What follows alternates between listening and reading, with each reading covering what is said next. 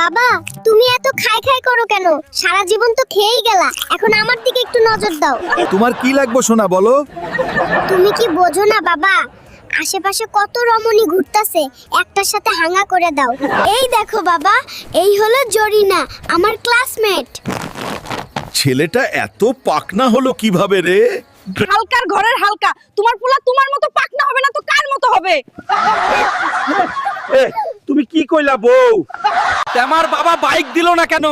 এ বিয়ে আমি মানি না।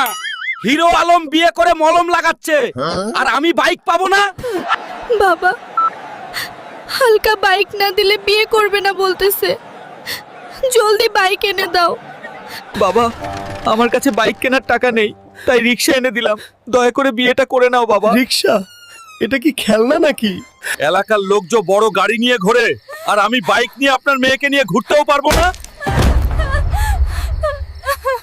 বন্ধুরা, সাবস্ক্রাইব করবা নাকি আমার বউরে বিয়ে করবা?